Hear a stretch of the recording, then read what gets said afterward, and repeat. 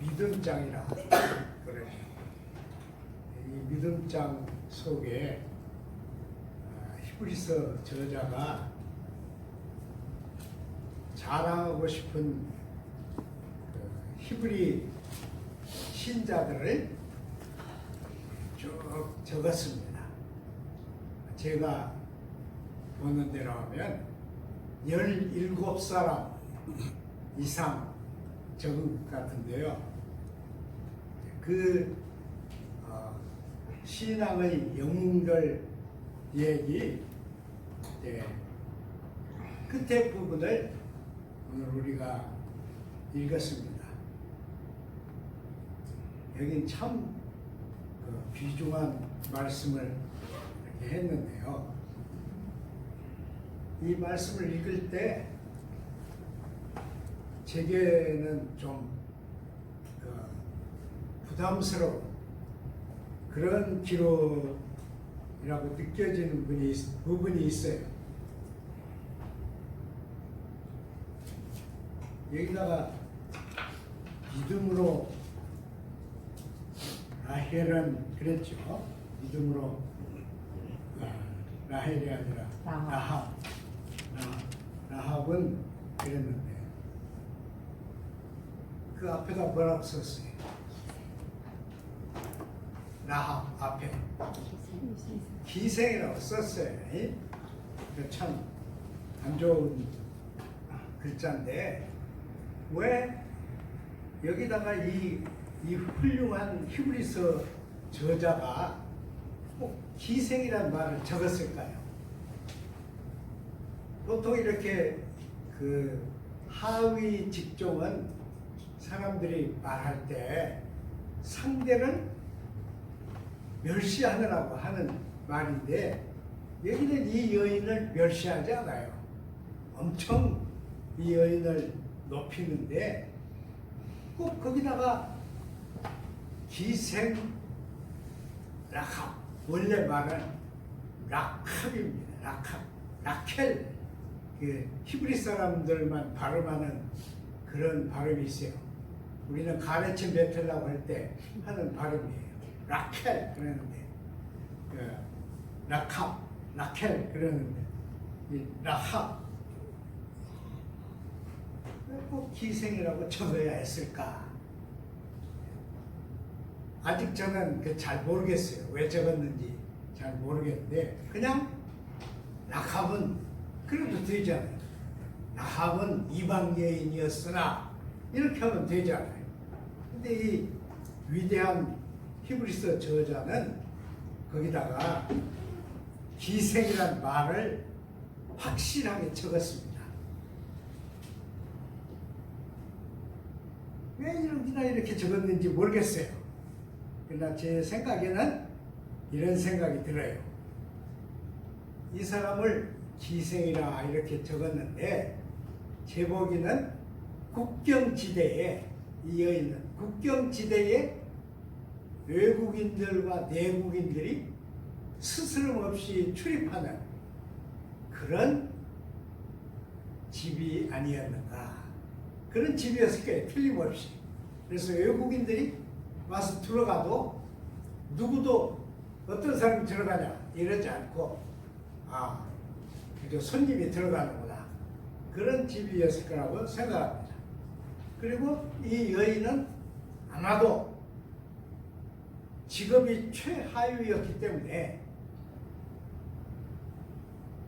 그 지역의 남자들의 놀이개였을 것입니다. 특히 상위 계층 남자들, 권력과 재력과 모든 것을 가진 사람들의 패트였을 거예요. 우리가 이제 패트 그러죠. 패트였을 거예요. 근데 이 여자가 대단한 여자예요. 왜 그러느냐? 이 히브리 사람 둘이 정탐을 하러 왔는데 적군이잖아요. 적군을 자기 집 옥상에 감춰줄 만큼, 적군 둘을 옥상에 감춰줄 만큼 이 집은 컸어요. 조그마한 집 같으면 여러분 어른 없죠. 제 생각에는 국경에 있는 아주 눈에 띄는 거대한 집이었을 것이다. 최소한. 그래서 2층에다 이 사람들을 갖춰놓고 왕궁에서 쫓아온 군인들을 계책을 써가지고 이 사람들이 산으로 해서 요단강 쪽으로 간다고 그랬으니까 따라가 보라 이렇게 했잖아요. 그러니까 이 여자가 대단한 여자입니다. 그래서 아마 히브리서를 쓴 분이 이렇게 썼는데 원래 이 얘기는 여호수아서 2장 여호수아가 모세의 후계자가 되어가지고 이스라엘 백성을 데리고 약속의 땅을 점령한 그 얘기들 그 2장 1절에서 21절에 자세히 쓰여 있습니다. 그 말을 이 신약에 있는 히브리서를 쓰는 이분은 한 절로 줄였어요. 한 절로 꽉 줄여가지고 그런데 줄이는데 이 여인의 직업을 명시했습니다. 그건 제 생각에는 히브리서 이 기자의 깊은 마음이 있다고 생각해요. 이제 그건 점점 생각해 봅시다. 이 성경에 믿음으로 락함은 그랬는데 제가 보기에 우리 기준으로는 이 여인은 믿음이 없어요. 안 그래요? 율법을 지켜 히브리 종교를 따른 것도 아니고 또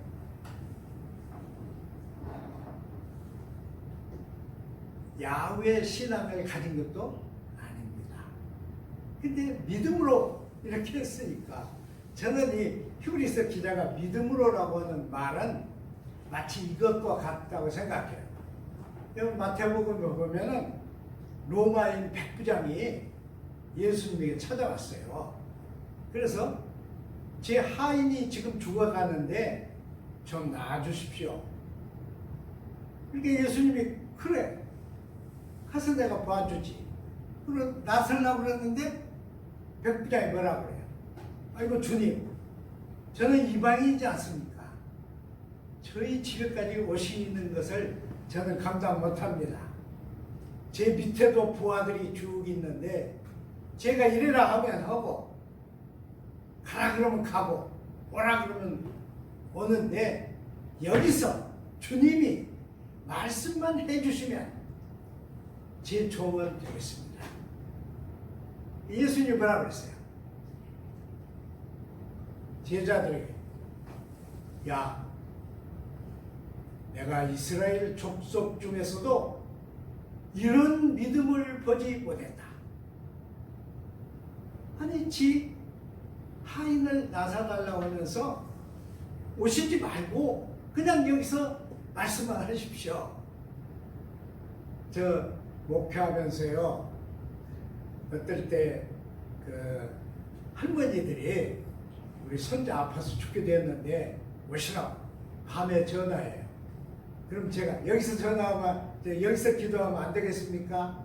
그러면 화를 내요. 아니 젊은 목사가 왜 이래요? 빨리 와서 기도 좀 해줘야지.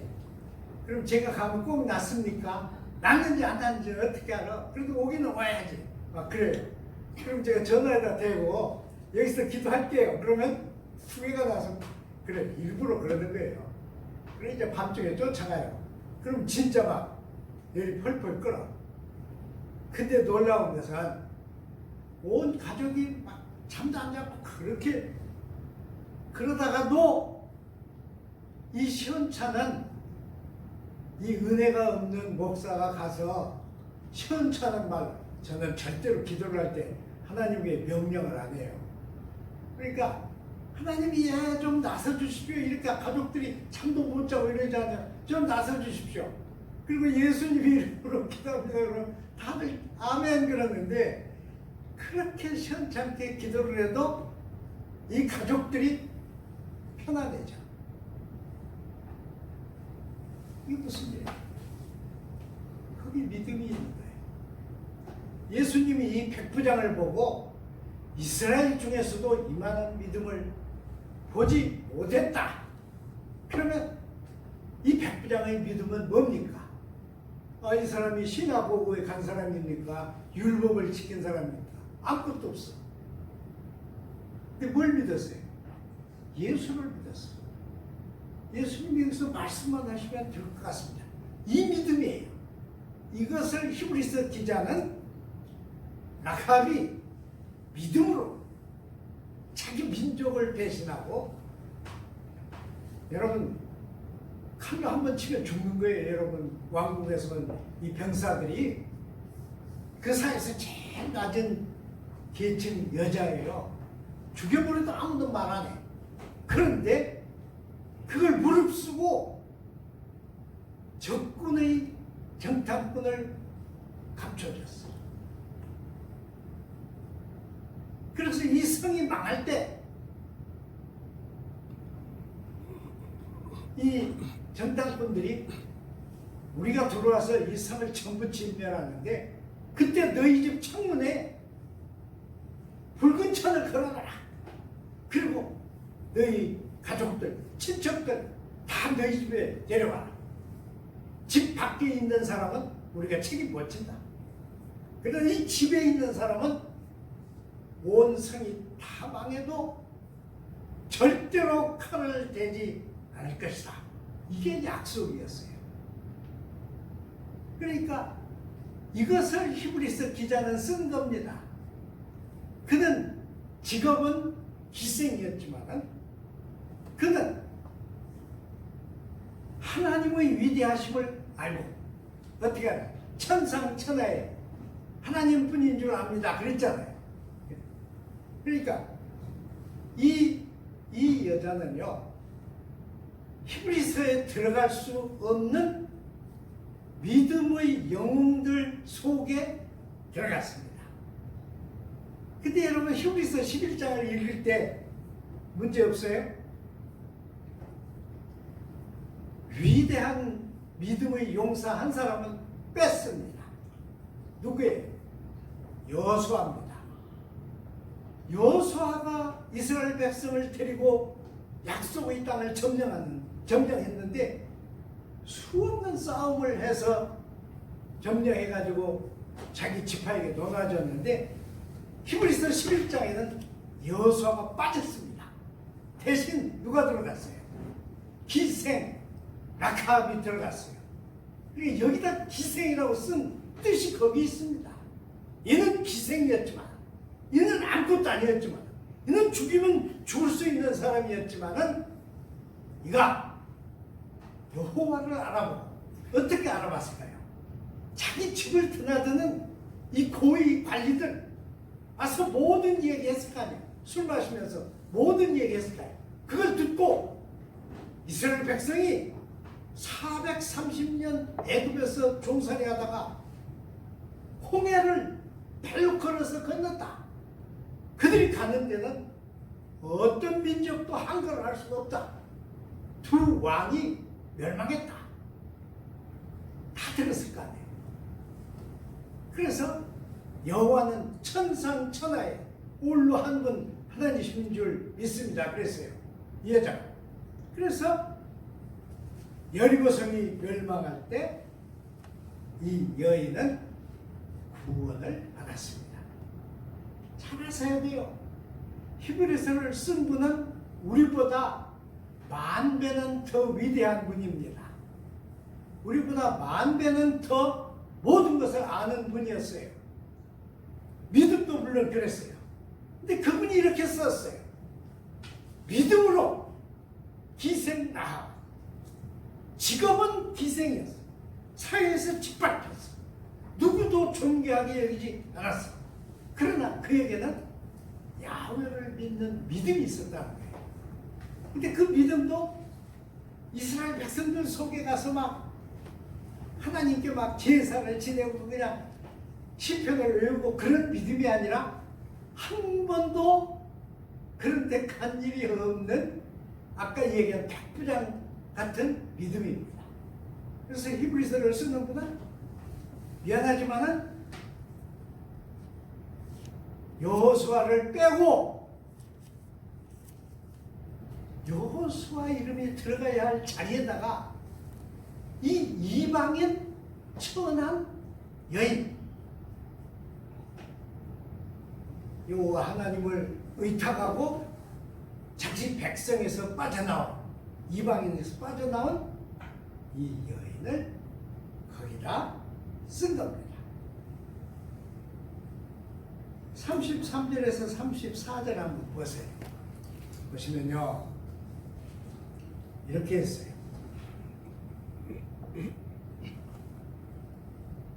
보세요.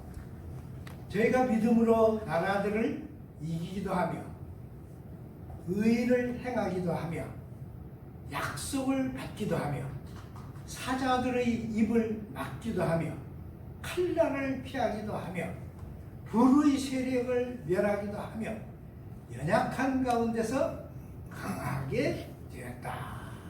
그렇게 썼습니다. 왜 이렇게 자세히 썼을까요? 여기는 대단히 중요한 말씀이 이 속에 들어있습니다. 에베소서를 쓴 바울은 하나님도 한 분, 그리스도도 한 분, 성령도 한 분, 공동체도 하나, 이렇게 했어요.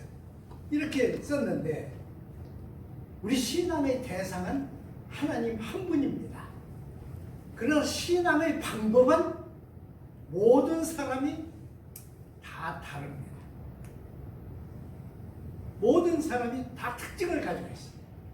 제 믿음 다르고 여러분 믿음 다르고, 남편 믿음 다르고 아내 믿음 다르고, 부모 믿음 다르고 자녀 믿음 다르고, 우리는 제각기 다 다양한 특성을 가진 사람들로서 다양한 믿음의 도정을 걸어가야 합니다.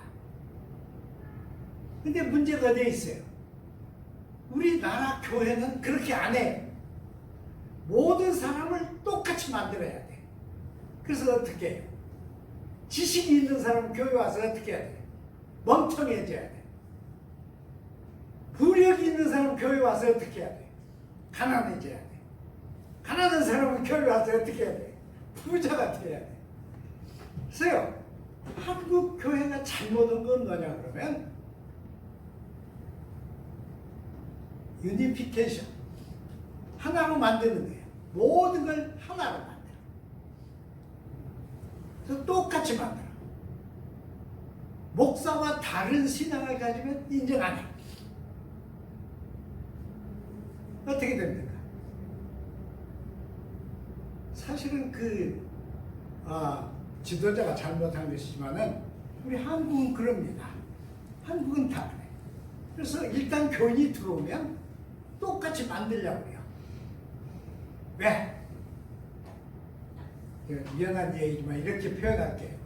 너희는 내 말을 잘 들어. 고분고분. 그게 뭐예요? 순종. 너희는 순종해. 나는 명령해. 이걸 만들기 위해서 그렇게 하는 거예요. 근데 이렇게 하나로 찍는 것은 뭐냐 그러면요, 하나로 찍는 것은 독일의 히틀러가 모든 국민을 하나로 군인으로 만들었어요. 모든 국민을 군인과 똑같은 생각을 하게 했어. 그리고 명령이 내리면 다 따르게. 그렇게 만들었어요. 그게 뭐예요? 전제 국가 아니에요? 여기 성경은 어떤 사람은 나라를 이기기도 하고, 어떤 사람은 의를 행하기도 하고, 어떤 사람은 사자의 입을 막기도 하고, 어떤 사람은 칼날을 막기도 하고. 무슨 말이에요? 칼날에 죽었지만은 믿음을 포기하지 않았다는 얘기입니다. 칼날을 막기도 하고, 칼날을 피하기도 하고, 강하게 되고, 약한 데서 강하게 되고, 이게 다양한, 이것이 성령이 하시는 믿음의 길입니다. 오늘 교인들 적주마다 다 따라서 하세요. 성령 안에서 성령 안에서 다양한 신앙. 다양한 신앙. 한 번 더. 우리 손전 안 하는 거야. 똑똑이요. 같이요. 다 같이요. 일부러 그렇게 말했으니까. 자, 성령 안에서 성령 안에서 다양한 신앙. 다양한 신앙. 이것은 옆에 있는 사람이 좀 다르게 믿어도 참아야 돼요. 보고 있어야 돼. 저렇게 믿으면 내 마음에는 안 맞는데 몇 년이 지나면 어떤 것이 더 장점이 있을까 봐야 돼요. 그리고 개성이 특별한 사람도 봐줘야 돼요. 그리고 믿음이 안 크는 사람도 봐줘야 돼요. 믿음이 어떻게 커요? 믿음은 자기가 키우는 것이 아닙니다. 믿음은 하나님의 영이 우리 속에 새 인격을 형성하는 것입니다. 그러니까 믿음이 없어 보여도 기다려야 돼요. 이것이 성령 안에서 다양성입니다. 이 성령 안에서 다양성이 있는 신자가 신앙을 경험하면서 실천합니다. 이 자기 개인의 신앙을 경험하면서 실천해요. 경험이 없고 실천이 없는 신앙은 뭐예요? 이사야가 말한 이 백성이 입으로는 나를 사랑하나 사람의 가르침으로 교훈을 하는도다 그랬잖아요. 그러니까 이 백성이 입으로는 나를 믿는다고 하지만 속으로는 하나도 안 믿는도다 그런 뜻 아니에요, 여러분? 이 성령 안의 단일성 우리가 좋게 다르게 생각하면 되게 교회에 도움이 되는 것까지 생각해요. 한국 교회가 왜 수가 느는가 그러면요, 모든 사람을 똑같이 만들기 때문에 쉽습니다. 수가 늘어요. 수도 늘려야 돼. 수도 늘려야지만 우리 교인들이 이제 교회 설립 5주년 넘으면 제가 이제 귀찮게 할 거예요. 만날 때마다 이제 전도 하나 할 거예요. 근데 전도를 하지 마. 입으로 믿으라고 하지 말아요. 형제간을 만들어. 아시겠어요?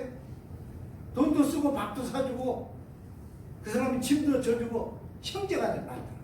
저도 막 예수 안 믿으려고 온갖 발버둥을 다 쳤는데 제 친구가 새벽에 와서 막 우리 집 앞에 눈 다 쓸어주고 무슨 일 있으면 막 다 해주고 그러고는 교회에 가다가 주일날 데리러 와서 어쩔 수 없이 따라가는 것이 여기까지 온 거예요.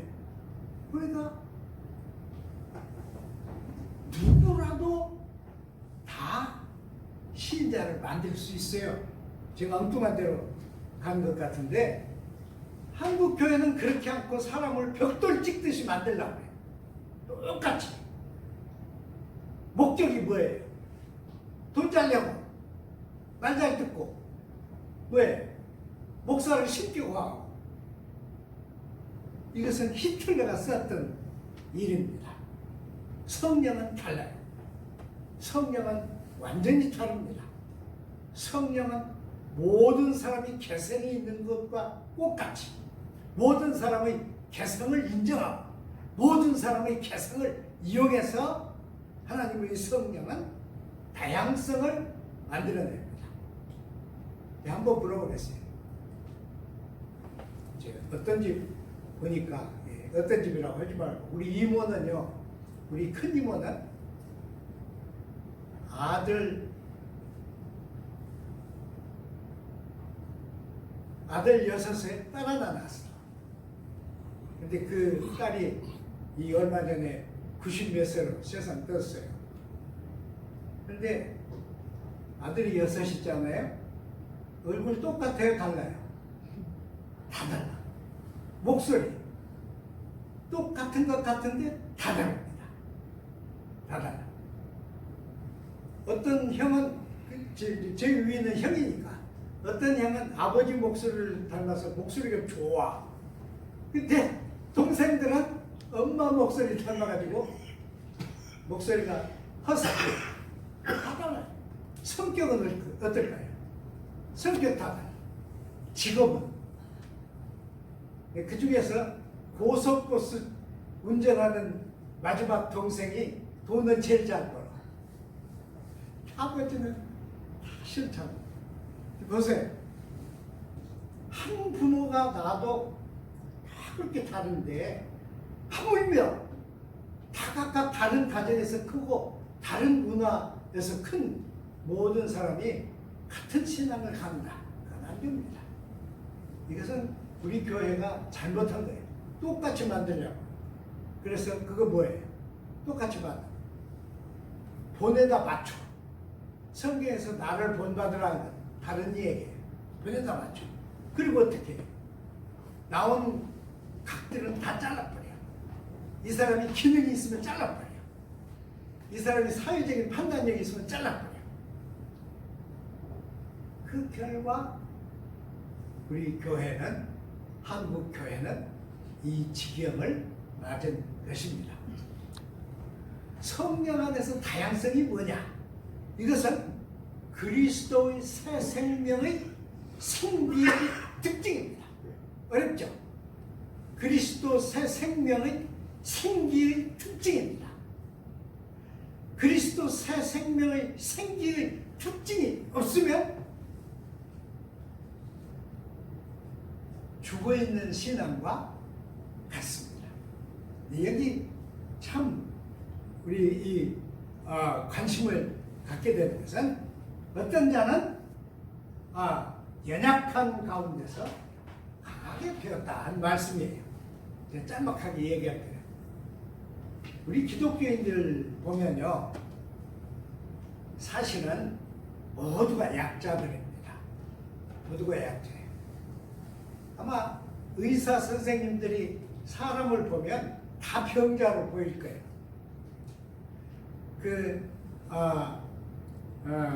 모알렘이라고 하는 의사가 쓴 책이 있는데 지금 저는 그 책을 읽고 있습니다. 근데 기가 막히게 썼어. 이 의사는요, 어떤 아기를 데리고 왔는데 아기 눈을 보고 유전자가 어떻게 됐다 하는 걸 봤어요. 그리고 어떤 사람이 아기를, 남자아이를 데려갔는데 팔이 아파, 팔이 아파. 그런데 다른 사람들은 팔이 아프다고 봤는데 이 사람은, 이 아이가 잘못된 유전자를 가지고 있는데 자꾸 육류를 많이 먹여. 결과 몸이 굳어지는 이 질병이 생긴 거예요. 이 의사가 그렇게 봤어요. 근데 이 의사 참 기가 막힌 말을 했는데요. 사실은 우리가 몸이 어떻게 구조되어 있는지 아무도 모릅니다. 어디가 내 약점인지, 어디가 내 강점인지 모릅니다. 한 가지 아는 것은, 좀 전라도 말로 해서 밥 처먹고 잘 다녀. 그건 우리가 알아. 제 얘기예요. 여러분, 밥 먹고 잘 다녀. 그리고 또 피곤하면 잘 자. 일어나면 걷더니, 그것만 알아. 그러니 나머지 내 속에서 어떤 유전자가 무슨 그 잘못된 요인을 안고 있는지 모릅니다. 아마 그 모알렘 의사가 저를 봤으면 머리 빠진 것만 보고도 네 DNA 뭐가 잘못됐다 그랬을 거예요. 머리도 그냥 안 빠져. 그 사람이 볼 때는. 기가 막히죠. 우리는 다 약자들이에요. 약자인데 약자로 머물러 있지 않아. 왜 그래요? 전능하신 하나님의 아버지잖아요. 아버지를 믿잖아요. 여러분 기도할 때 뭐라고 그래요? 하나님 아버지 그러잖아요. 하나님 아버지. 그래서 우리는 약한 데서 강하게 되는 것은 우리가 공통으로 경험하는 신앙의 도정입니다. 이제 끝이 하는데 마지막에는 11장 40절입니다. 한번 보시면 하나님이 우리를 위하여 더 좋은 것을 예비하였은즉 그랬습니다. 이거 깊이 새겨야 돼. 예수님이 뭐라고 그랬어요? 예수님, 너희가 악할지라도 아들이 생선을 달라 하면 뭘 주고? 뱀을 주고. 아들이 떡을 달라 하면 돌을 줄 자가 어디 있냐 그랬잖아요. 하물며 하늘에 계신 아버지께서 너희에게 더 좋은 것으로 주시지 않겠느냐 그랬습니다. 근데 저는 이 성경을 읽으면서 하나님의 더 좋은 것하고 우리의 더 좋은 것하고 다르다고 생각해요. 여러분이 제일 하나님께 바라는 건 뭐예요? 유튜브 보니까 어떤 사람이 나무집에 들어가서 광을 이렇게 뜯었는데 광을 뜯고 보니까 그 속에 금덩어리가 뭐 60 몇 개가 있었다네. 근데 이놈이 도둑놈이 돌을 훔쳐갔어. 그래가지고 20개만 남기고 다 썼어. 얼마나 재미있었을까. 도둑질도 하려고 그런 거 한번 해봐도 될 거예요. 녹음하지 말아요. 큰일 나요. 우리가 진짜 바라는 것은 앞에 있는 것만 우리는 바라요. 앞에 있는 것만. 우리가 자녀를 위해서 기도를 하는데 우리는 이것만 기도합니다.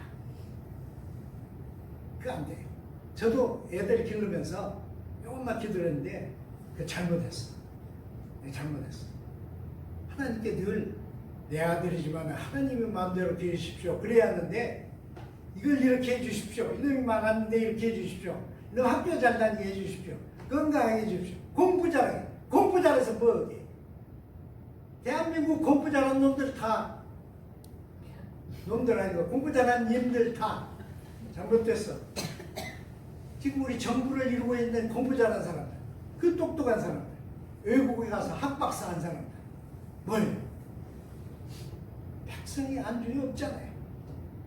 자, 너무 우리가 나가면 안 되죠. 저는 이렇게 생각해요. 내가 이 시대에 태어난 게 정말 하나님의 은혜다. 저는 자랄 때 아이고 나도 왜 이런 집에 태어나가지고 아버지도 없이 이렇게 내가 이 고생을 하면서 크는가 맨날 그랬어요. 그런데 지금 생각하면 하나님이 너네 아버지 있으면 너 과잉보호니까 너네 아버지 데려갈 거야 그런 거예요. 그래서 과잉보호를 안 했어. 엄청 시련을 겪으면서 컸어요. 그래서 웬만한 우리 집에서는 조금만 아프면 막 죽어. 아이고 여기가 아프고 막 허리가 똑 부러지고 허리가 매일 똑 부러지니 왜 걸어다녀.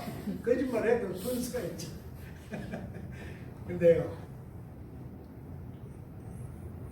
고생을 하는 것도 하나님이 주신 겁니다. 제가 하려고 하는 말은 이게 아니고 우리가 만일 구약 시대에 태어났으면 어땠을까? 아이고 그 막 억지 부리는 서기관들에게 매일 당했을 거 아니에요. 그리고 막 동물 잡아다가 성전에 바쳐야 하잖아. 그 피, 그 징그러운 피. 그리고 난 어때? 또 막 그걸 불에다 태워. 그 냄새. 아이고 어떻게 견뎠을까? 근데 그거 다 지나서 예수 그리스도 은총 안에 우리가 태어나고 예수 그리스도 성령의 은총 안에 우리가 태어나고 이 좋은 시대, 지금 여러분이 사는 시대가 여태까지 세상에 있었던 시대 중에서 최고로 좋은 시대입니다. 스마트폰 없어도 된다 하는 사람이 있어서 손 들어봐요. 나는 스마트폰 잘 못 써요. 그래도 그거 없으면 꼼짝 못해요. 어디 가서 조금만 뭘 하려고 핸드폰 번호가 몇 번이죠? 이러는 거예요. 그러잖아요. 그리고 모든 것이 그걸 통해서 왔다 갔다 해요.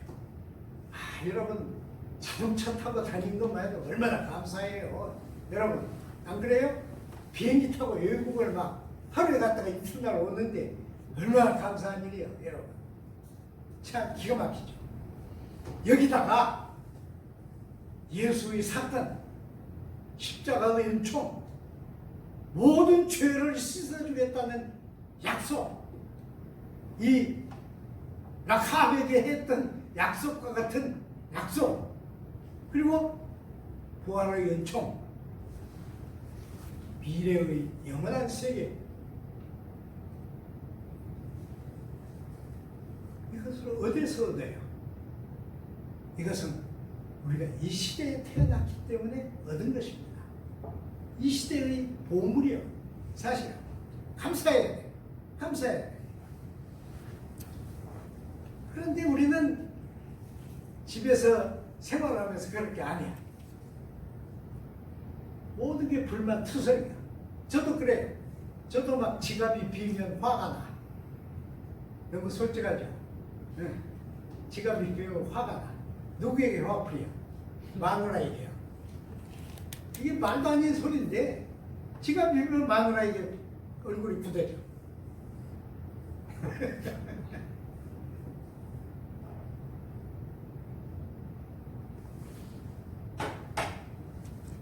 저는 84살인데요. 아직도 저는 하나님이 더 좋은 것을 예비하고 계시다. 이렇게 확신합니다. 내가 죽어도, 생명이 다해서 죽어도, 죽을 때까지 하나님의 약속을 얻지 못해도 이게 히브리서 11장 마지막 부분의 약속입니다. 얻지 못해도 하나님이 더 좋은 것을 예비할 것을 믿고 누구에게 줘요? 그러면 아들 대, 손자 대, 그 아들 대 반드시 하나님은 갚으십니다. 그러니까 우리는 더 좋은 것을 주실 줄 믿고 오늘 내게 없어도 하나님의 손에 있습니다. 이렇게 하는 거예요. 내게는 없어도 아버지 되신 하나님의 손에는 있지 않습니까? 제가 조영기 목사 얘기를 한마디 할게요. 그 사람이 지금 너무 천해져가지고 그랬는데 원래 우리가 학생 때는 굉장히 훌륭한 사람이었어요. 그 사람이. 그럼 그건 아셔야 합니다. 하루는 교회 갔는데 이러는 거예요. 여러분, 내가 뭐 사무실에서 좋은 책상에 앉아서 책을 보고 그런 줄 압니까? 막 이러는 거야. 내가 깜짝 놀랐어. 아, 이거 천양반이 왜 이런 소리를 해요? 그랬더니 이러는 거야. 아무개 권사님이 어제 아침에 전화를 해가지고 목사님, 마법관이 책상이 있는데 이건 목사님만 쓰실 것 같아서 보내드리려고 그러는데 어디로 보내면 되겠습니까? 그래서 자기 사무실로 보내달라고 해가지고 드디어 자기가 일생에 처음으로 마법관의 책상을 얻었다. 이렇게 말하는데 그 무슨 교회죠? 네, 순두부 교회에서는 교인들이 막 일어나요. 다 일어났어. 나만 안 일어나. 나는 그 순두부 교인이 아니니까. 교인들이 막 일어나서 박수 쳐요. 막 박수 쳐. 그러면 다른 권사님은 어땠을까? 난 그걸 생각해 봤어요. 혼자서. 야, 이 양반이 목회를 하는데 이렇게 순두부 목회를 하는구나. 그래서 순두부 교회예요. 거기가. 아름답지 않아요? 그때는요, 설교하다가 영어로 막 말해. 그때는 우리나라 영어가 실천할 때예요. 문법적인 영어만 할 때. I'm going to로 할 때예요. 그때 이 사람이 막 영어를 막 하면 8군 미군들이 와 있다가요, 다 일어서. 흑인들은 막 춤춰. 자기네 말로 들었습니까? 자기네 말로. 그때 한 말이 뭐겠어요? 이겁니다. 여러분, 지금 어렵고 힘들어도 하나님이 더 좋은 것을 마련하고 계십니다. 내 손에 있는 것은 다 미래가 없습니다. 하나님 손에 있는 것이 우리의 미래요, 희망입니다. 아니, 흑인들이 막 춤춰. 야, 흑인들 춤추는 거 보고 이게 교회가 교회냐, 역시 순두부 교회다 그랬는데 멋있잖아요. 멋있어요. 하나님은 더 좋은 것을 예비하십니다. 그러나 그걸 지금 달라고 떼쓰지 마세요. 하나님이 다 때를 알고 계세요. 더 좋은 것을 여러분 가정에, 여러분 자녀들에게, 여러분의 혈통 속에 하나님이 마련하실 것입니다. 기도하겠습니다. 하나님 아버지, 우리가 이 시대에 태어나서 여기서 하나님을 섬기고 이렇게 힘들지만 함께 한 재단을 쌓게 하심을 감사드립니다. 우리 전폭이 하나님의 손에 있습니다. 우리 전폭이 하나님의 것입니다. 약한 데서 강해지는 이 경험과 실천을 우리 삶으로 이루게 도와주시고 성령 안에서 다양한 신앙 날마다 성숙해서 하나님이 보실 때 기뻐하시고 만족해 하시는 시인자들이 구름처럼 일어나게 함께하여 주옵소서. 예수님 이름으로 기도드리나이다. 아멘.